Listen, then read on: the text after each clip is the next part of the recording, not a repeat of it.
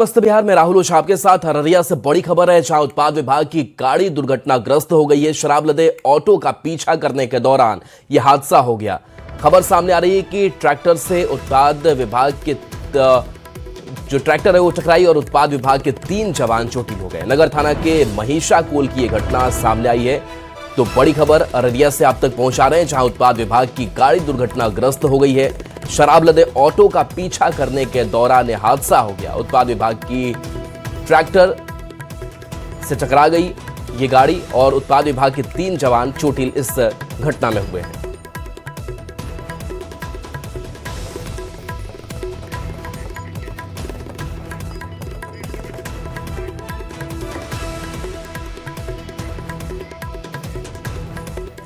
जमीन के बदले नौकरी घोटाला मामले में लालू परिवार को राउज एवेन्यू कोर्ट से बड़ा झटका लगा। कोर्ट ने भ्रष्टाचार निवारण अधिनियम के तहत धोखाधड़ी और आपराधिक साजिश के आरोप तय किए हैं। यानी आईपीसी की विभिन्न धाराओं के तहत मुकदमा चलेगा। ये रिपोर्ट आपको दिखाते हैं।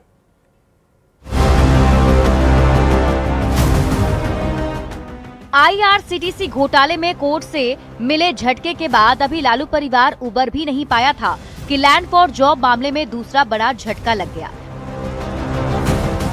दिल्ली की राउज एवेन्यू स्थित विशेष न्यायाधीश विशाल गोगने की अदालत ने लालू प्रसाद सहित 41 आरोपियों पर आरोप तय कर दिए हैं।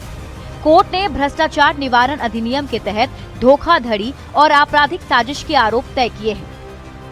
लालू परिवार इसके साथ साथ कई अन्य आरोपियों को कोर्ट ने दोषी माना है। इस मामले में आज कोर्ट के द्वारा चार्ज फ्रेम किया गया।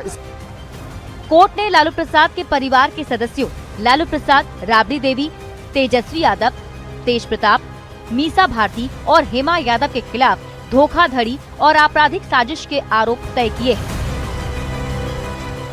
कोर्ट ने माना कि प्रथम दृष्टया आरोपितों के खिलाफ मुकदमा चलाने के लिए पर्याप्त सबूत मौजूद हैं।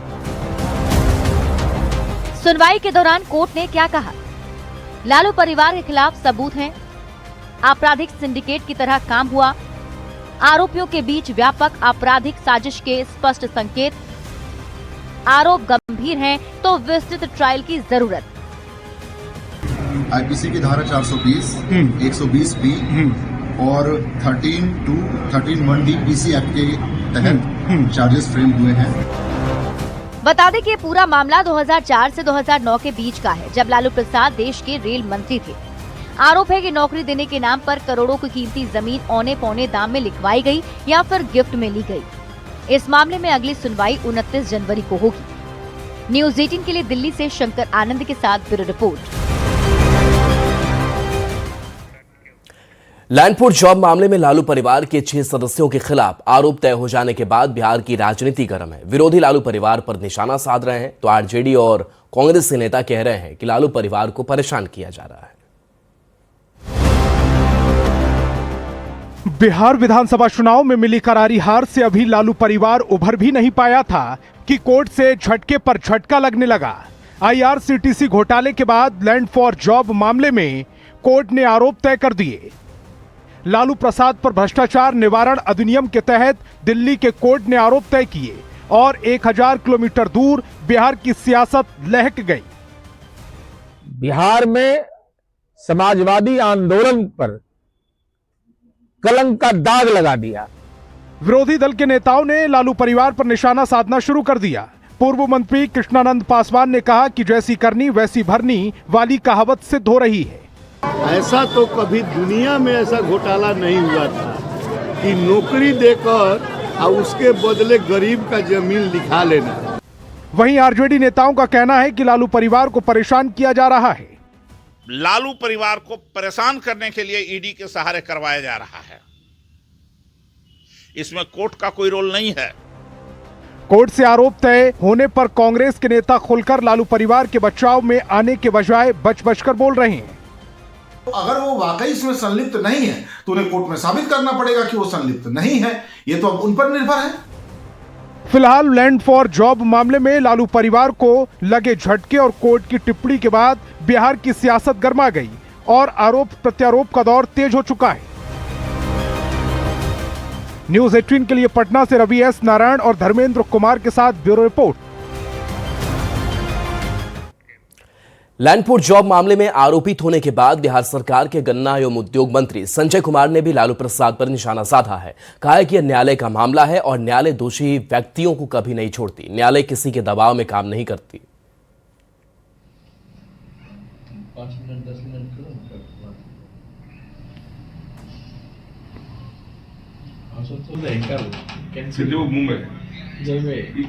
लैंड फॉर जॉब मामले को बहुत दिनों से चलता रहा है। कहीं ना कहीं उनसे चूक हुई है इस मामले को लेकर, चूंकि ये काफी दिनों से चलता रहा। तेजस्वी जी भी आरोपित हैं, लालू जी भी आरोपित है, तो ये मामला चलता रहा था। ये न्यायालय का प्रक्रिया है, सम्मान करना चाहिए। विपक्ष के लोग तो सिर्फ इसी गलतफहमी में पड़े रहते हैं कि सत्ता के लोग ये सब कर रहे हैं। कोर्ट किसी के अंदर नहीं रहता है, कोर्ट का मामला है। सुप्रीम कोर्ट, उच्च न्यायालय जो होता है वो सर्वोपरि है, वो फैसला किसी के दबाव में काम नहीं करती। विपक्ष के लोग इस तरह के नॉर्मल बयानबाजी करते हैं। और देखिए जेडीयू खेमे से बड़ी खबर, जहां जेडीयू के 12 नेता पर कार्रवाई हो गई है। 6 साल के लिए पार्टी से निष्कासित कर दिए गए हैं। चुनाव में पार्टी विरोधी गतिविधि का आरोप इनके ऊपर लगा है।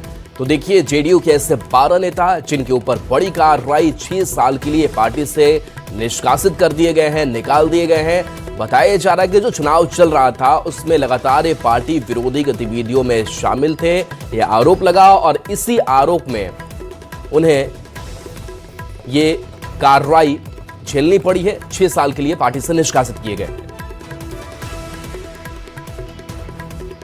बिहार में सियासी गलियारों में सिर्फ कोर्ट के फैसले की चर्चा नहीं हो रही, बल्कि सुनवाई के दौरान की एक तस्वीर भी सियासी सरगर्मी बढ़ा रही है। जहां तेजस्वी और तेज प्रताप की राह एक बार फिर से अलग अलग दिखी। सुनवाई के दौरान दोनों भाइयों का लिफ्ट लॉबी में आमना सामना हुआ। उसके बाद क्या हुआ, इस रिपोर्ट में दिखाते हैं।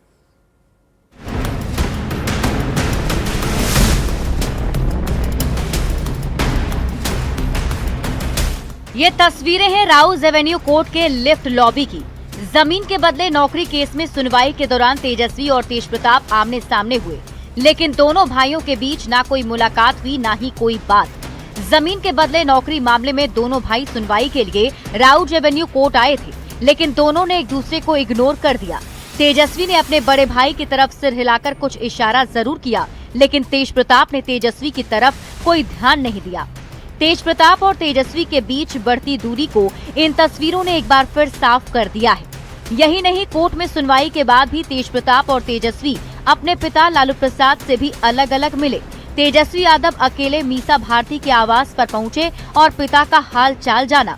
तेज प्रताप यादव ने भी अकेले जाकर पिता लालू प्रसाद का आशीर्वाद लिया। तेज प्रताप ने मीसा भारती के आवास पर जाकर अपने पिता को दही चूड़ा भोज के लिए न्योता दिया। चूड़ा दही का इन्विटेशन दे दिया मैं। उम्मीद है कि लालू जी आएंगे आपके चूड़ा दही के भोज में। बाद आपको देने आएंगे सर? क्या नहीं आएंगे। जेजेडी को आगे बढ़ाने के लिए भी आशीर्वाद मिला है आपको?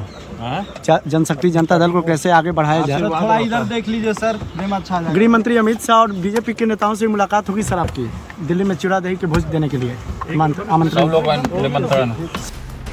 आरजेडी और परिवार से निकाले जाने के बाद से ही तेजस्वी और तेज प्रताप की बीच दूरी बढ़ गई है। राउज एवेन्यू कोर्ट की तस्वीरें और पिता लालू प्रसाद से अलग अलग मुलाकात ने ये साफ कर दिया है कि दोनों भाइयों के बीच रिश्तों की दरार कायम है। तेज प्रताप मकर संक्रांति पर दही चूड़ा भोज का आयोजन कर रहे हैं, जिसके लिए वे दिग्गज नेताओं को निमंत्रण भी दे रहे हैं। पार्टी और परिवार से निकाले जाने के बाद तेज प्रताप ने पहली बार अपने पिता लालू प्रसाद से मुलाकात की और उन्हें भोज का न्योता भी दिया। बड़ा सवाल है, क्या लालू प्रसाद तेज प्रताप के भोज में जाएंगे? न्यूज़ 18 के लिए दिल्ली से अमितेश कुमार की रिपोर्ट। बंगाल चुनाव से पहले राजनीतिक पारा चरम पर पहुंच चुका है। कोलकाता में टीएमसी के आईटी सेल के चीफ के ठिकानों और आईपैक्स से जुड़े ठिकानों पर ईडी की रेड के बाद बीजेपी और तृणमूल कांग्रेस आमने सामने आ गई है। ममता बनर्जी ने कोलकाता में तो टीएमसी सांसदों ने दिल्ली में प्रदर्शन किया। पश्चिम बंगाल में टीएमसी के आईटी सेल के चीफ के ठिकानों और आईपीएसी के दफ्तर पर ईडी के छापे ने पश्चिम बंगाल की राजनीति में भूचाल ला दिया है। और विधानसभा चुनाव से ठीक पहले भारतीय जनता पार्टी और तृणमूल कांग्रेस आमने सामने आ गई। एक और कोलकाता में ममता बनर्जी खुद रेड वाली जगह पर पहुंच गयीं, तो दिल्ली में केंद्रीय गृह मंत्री अमित शाह के घर के बाहर टीएमसी सांसदों ने प्रदर्शन किया। पश्चिम बंगाल की मुख्यमंत्री ममता बनर्जी और उनकी पार्टी के नेताओं का आरोप है कि बीजेपी ईडी के जरिए टीएमसी की चुनावी रणनीति और संभावित उम्मीदवारों की सूची चुराने की कोशिश कर रही है। भी चीजों का दस्तावेज था जिसको चुराने के लिए अमित शाह ने ईडी को भेजा था। जी।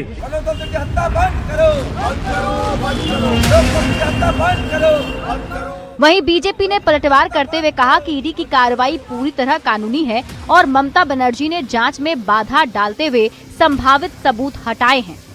आपको मालूम है बंगाल कोल स्मगलिंग का एक बहुत बड़ा हॉट स्पॉट बना है। रूलिंग पार्टी के बहुत लोग का इन्वॉल्वमेंट है, उसकी चर्चा कई बार हुई है। उनका आचरण लोकतांत्रिक मर्यादाओं का उन्होंने तार तार कर दिया। It's a completely criminal offence.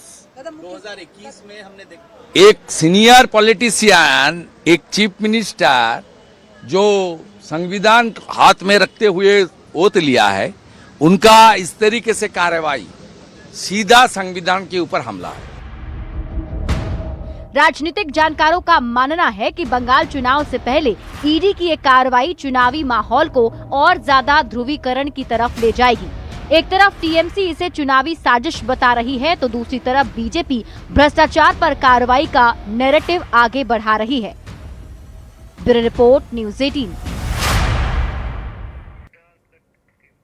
अब बात सीएम नीतीश कुमार की। सीएम नीतीश कुमार ने अपने ड्रीम प्रोजेक्ट जेपी गंगा पथ के सौंदर्यीकरण का जायजा लिया। सीएम नीतीश ने हाड़ कपा देने वाली ठंड में भी जेपी गंगा पथ का घूम घूम कर जायजा लिया। ये रिपोर्ट आपको दिखाते हैं। बिहार में हाड़ कपा देने वाली ठंड है, लोगों का हिलना डुलना मुश्किल है। कड़ाके की ठंड में लोग घरों में दुबके हैं, लेकिन इस सताने वाली सर्दी में भी CM Nitish Kumar action mode में हैं। ये तस्वीरें हैं जेपी गंगा पथ की, जहां सीएम नीतीश कुमार जेपी गंगा पथ के सौंदर्यीकरण का जायजा लेने पहुंचे थे। सीएम नीतीश एक एक चीज को बारीकी से देखकर उसका जायजा ले रहे हैं। सिर में मफलर बांधे और काले कोट में सीएम नीतीश जेपी गंगा पथ का मुआयना कर रहे हैं। गंगा किनारे हो रहे काम को देख रहे हैं, हाथ से इशारा कर अधिकारियों को निर्देशित कर रहे हैं। सीएम नीतीश ने गंगा किनारे कराए जा रहे लैंडस्केपिंग, पौधारोपण और विकास कार्यों को बारीकी से देखा। सीएम ने अधिकारियों से साफ कहा कि जेपी गंगा पथ पर सड़क सुरक्षा और ट्रैफिक का पूरा ध्यान रखें। जेपी गंगा पथ सीएम नीतीश का ड्रीम प्रोजेक्ट है। सीएम नीतीश इस प्रोजेक्ट के विकास में कोई कोर कसर नहीं छोड़ना चाहते। न्यूज़ 18 के लिए पटना से विनीता मिश्रा की रिपोर्ट। पंचायती राज मंत्री दीपक प्रकाश ने आरएलए में टूट के सवाल पर बड़ा बयान दिया है। दीपक प्रकाश ने कहा कि पार्टी में कोई टूट नहीं है, ये बेबुनियाद खबर है। में टूट का खबर आ रही है। नहीं, सब अफवाह है, बेबुनियाद खबर है। और इस मामले में और ज़्यादा जानकारी आपको चाहिए तो पार्टी के नेतृत्व से बात कीजिए, सही जानकारी आपको मिल पाएगी। इस मामले में बोलने के लिए हमारी अधिकृत नहीं है। आपके पार्टी के जो भी विधायक हो तो अलग आप रहे हैं। हम बताएं ना, अभी बेबुनियाद खबर है। पार्टी नेतृत्व से बात कीजिए, आपको सटीक जानकारी मिलेगी।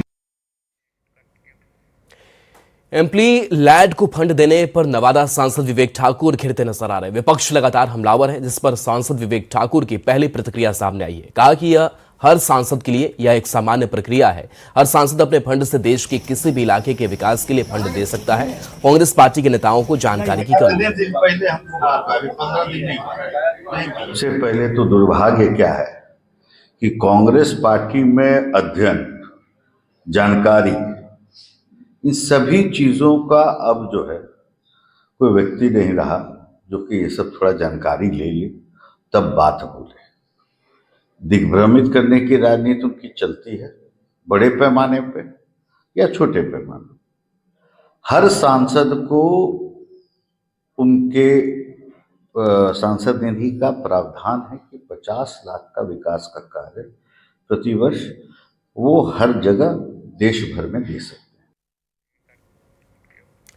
अब आपको लेकर चलते हैं गयाजी में जम्मू तवी एक्सप्रेस पर एक युवक ने ताबड़तोड़ पत्थर बरसाए। ट्रेन पर युवक बेखौफ होकर पत्थर फेंके जा रहा था। पुलिस ने आरोपी युवक मोहम्मद आरिफ को गिरफ्तार कर लिया। ये रिपोर्ट आपको दिखाते हैं।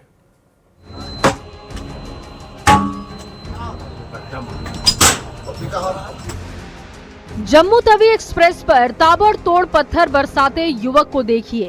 पटरियों पर दौड़ती ट्रेन पर युवक बेखौफ पत्थर बरसा रहा है। ट्रेन के यात्री सहमे हुए हैं, लेकिन युवक पत्थर चलाने से बाज नहीं आ रहा। पत्थरबाजी की ये तस्वीरें गया जी की हैं। ट्रेन जब गया जंक्शन पर पहुंचने वाली थी, तभी जंक्शन से ठीक पहले यार्ड के पास एक युवक ने ट्रेन पर ताबड़तोड़ पत्थर फेंकना शुरू किया। इसी दौरान ट्रेन में मौजूद एक यात्री ने पत्थरबाजी की तस्वीरें मोबाइल में कैद की। जब युवक मोबाइल में वीडियो बना रहा था, तो युवक ने वीडियो बनाने वाले यात्री को भी निशाना बनाया। घटना का वीडियो सामने आने के बाद रेल पुलिस में हड़कंप मच गया। पुलिस ने 8 घंटे के भीतर आरोपी युवक को गिरफ्तार किया। आरोपी युवक का नाम मोहम्मद आरिफ उर्फ अमन है, जो कटारी इस्लामगंज के मस्जिद के पास रहने वाला है। पत्थरबाजी करने वाले युवक का कहना है कि उसे चलती ट्रेन से किसी ने कमेंट किया था। उसके बाद उसे गुस्सा आया और उसने पत्थर चलाए। उसे माफ कर दिया जाए, अब वो ऐसा नहीं करेगा। गाड़ी पर पत्थर क्यों मारा? सर मुझे गाड़ी पर से कोई कुछ बोला था तो मुझे बहुत गुस्सा आ गया सर, तो हम गुस्सा में 2 पत्थर गाड़ी के ऊपर मार दिए सर। अब दोबारा ऐसा गलती नहीं करेंगे सर, हमसे गलती हो गया, हम अपने गलती को सुधारेंगे, दोबारा ऐसा गलती नहीं करेंगे सर। नहीं करेगा? नहीं करेंगे सर, हमसे गलती हो गया। पत्थरबाज मोहम्मद आरिफ को पुलिस ने सलाखों के पीछे तो भेज दिया, लेकिन ये तस्वीरें ट्रेन की सुरक्षा पर गंभीर सवाल खड़े कर रही हैं। ट्रेन में यात्रियों की सुरक्षा पर फिर से सवाल खड़े हो रहे हैं। न्यूज़ 18 के लिए गया जी से एलन लिली की रिपोर्ट।